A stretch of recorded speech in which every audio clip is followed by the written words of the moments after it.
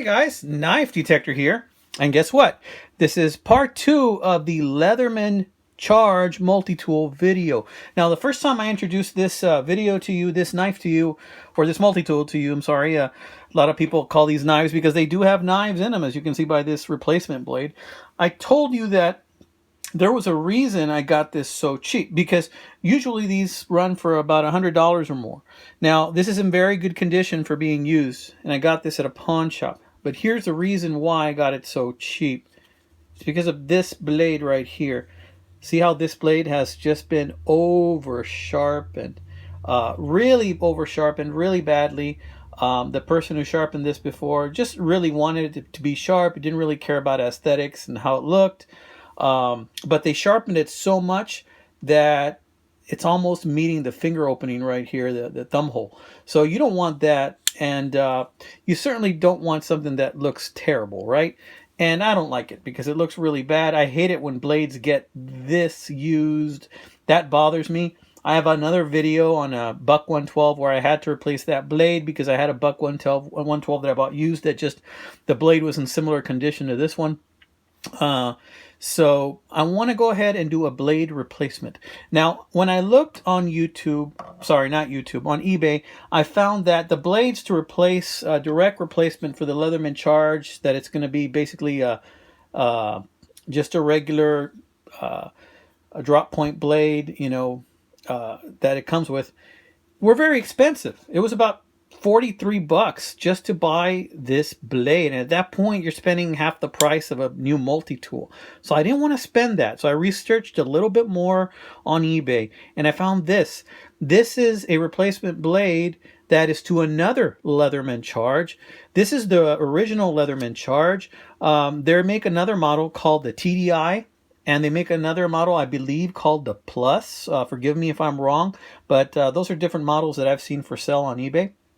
And so I saw this one, and it claimed that it fits the Leatherman Charge and the TDI and the Plus.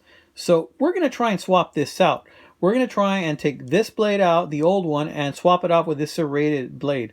Now, you might be asking, now, Knife Detector, why is it that you want to put a serrated blade on there? You already have a serrated blade that came with the knife that has this gut hook in there too. You know, and it works really well, which it does. It still has really sharp serrations, you know. Whoever used this, use it to cut some metal or wire because there's some scratches in here. And, you know, my answer to you is I like serrated blades. I know a lot of guys don't. I think they like just regular traditional type blades. You know, I like serrated blades. To me, it's just an extra touch, something that you can use to help you cut a rope quicker or a cord or something. And to have that serrated blade, especially in the case of an emergency where you might need to cut a seatbelt, to me, I think that's just invaluable. So I do like serrated blades, and this is a pretty one. So let's do it. Let's interchange it. Let's see what we're going to need. We're not going to need this rock. So let me get this rock out of the way. That's just for show. I like to use it to prop stuff up on. We're not going to need this pouch, so I'm going to get this pouch out of the way. We're going to put that over here. Now, I'm going to use this small socket wrench, and this is from Ace Hardware. I believe this is from the 1980s or so. And we're going to use a socket that's going to be a 1/4 socket. A 1/4 socket, and it just so happens this one is made in Taiwan. It's not spectacular, but you know what? It gets the job done. So we're going to need 2 of these tamper-proof number 10 T10 bits. Not 1, 2, because we need to put 1 on each side of the multi-tool. So I'm also going to use this to turn one of the sockets that I'm going to use. I might not use the socket wrench. I might use this instead, now that I think about it, because I think I have more maneuverability using this. And this is a Craftsman, and I don't know the term for this, but you can fit a socket in it, so that's what I'm going to do. Let's see, this is really old. I think I got this in a toolbox I bought for $10. It was just stuffed with tools. So this is what we're going to do. Let's get ready to do this. Now, another thing I wanted to make mention is that I suspect the screws that are used in this are kind of like Chicago screws. There are several terms for them. Basically, there is a male and a female side to this screw. use your own mind to explore the visuals that your mind might wander to explore what I mean by male and female. But you'll understand once I take out the screws to show it to you. I'm going to try and just take out one. Now, I don't know which side is the male and which side is the female, but it's going to hold this other stuff in place. So I may not take both ends out. I may just take one end out to show you what I mean. And then once we replace the blade, we'll put the screw back in. And basically in a Chicago type screw, you have the screw that screws into the other part of the screw. There's two halves to it, and one of them is like barrel shaped and the other one screws into it. Really handy screws. I've used them to make knives in the past. But in any case, let's get going with this thing. Hopefully this will not be very, very difficult to do. I suspect that it won't take me a whole lot of time, but let's check it out. I'm going to put it in this position when I do it. I don't think it really matters, but I'm putting that position because I plan on slipping the other blade in. Hopefully it's a good fit. So, the socket's in place. To the receiver, we're going to put in the bit, which is a T10 bit that I got from this cheap kit that I bought at a flea market. Now, if you buy this at a hardware store like an Ace or something like that, Johnny's True Value, you'll expect to pay $4 just for this bit. Now, a lot of sellers on eBay, when they sell you the blade, this one for like 40 bucks, they also throw in 2 of these bits because they know you're going to need 2. So I'm going to use the first bit to hold this in place. So we're going to hold it. I'm going to put one finger on each side here to kind of hold it in place while I unscrew this. I'm going to use the other bit that's attached to this type of wrench that I have here, and we're going to turn it.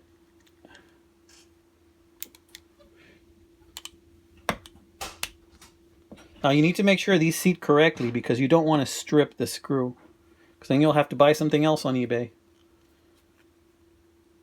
Okay, so we're going to pull that out. I'm holding the other one in place, as you can see right here. Now you can see there's already a lot of separation happening.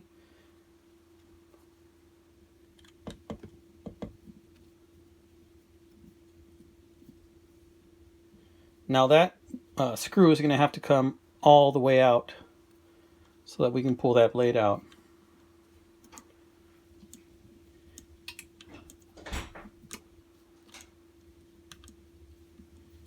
And you guys don't know it, but right next to me in a slow cooker, in an Instant Pot, there are some really delicious beans my wife is cooking, that she makes them with bacon and onions and all kinds of goodies. So, okay, I think that might have pulled it out. Let's see. Yeah, here it comes. Here it comes, here it comes. I'm trying to also hold the other stuff in place because I don't know if it's going to fall out. So pulling that out, and there it is. You see now what I mean about the female part? This is where the other the other part of the screw. So the other one screws into this. Okay. Okay, I hope you can see that. I think I need a new phone. Sometimes my phone looks a little blurry. I apologize for that. But let's put that blade in. First, let's take the other blade out. What do you say? Yeah. Do a quick side-by-side comparison. Do these look like they're going to fit in just right? Do they, guys? What do you think? How does that look? Does that look like a good match? To me, it does. So let's try and get that going. Okay. So we're going to put this bad boy in place back over here. And we're going to put the barrel screw back in. Hopefully the other smaller screw is still in place. Try and wrangle that in there.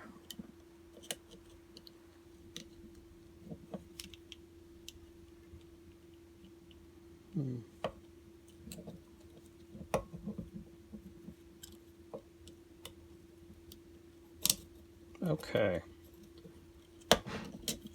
And it's in. Okay, I'm not going to try and close it yet until I tighten this bad boy. Let's see if it tightens well. Remember, it has to catch the other screw on the other side. Now, I've never done this before, you know, guys. I have thought about doing it with other multi-tools that I come across, because every once in a while I come across a broken multi-tool. Usually I sell it right back. I think I have sold some for parts, or no, I don't think I have. I've sold other parts, but Let's see what this does. Let's see where we're at. Okay. I think this can still go a little more. It's a little loose. So I'm going to tighten it a little more. See, the thing about this is you don't want to over tighten it because that defeats the purpose of the thumb hole. And then when you move your thumb to open it, then you're not going to be able to. Now, this blade also has a little retention depression in there that kind of helps it to click on this little nub. It's right here. It's like a little dimple, pimple, whatever you want to call it. That corresponds to this hole. Sorry about that. That's right in there. So, okay.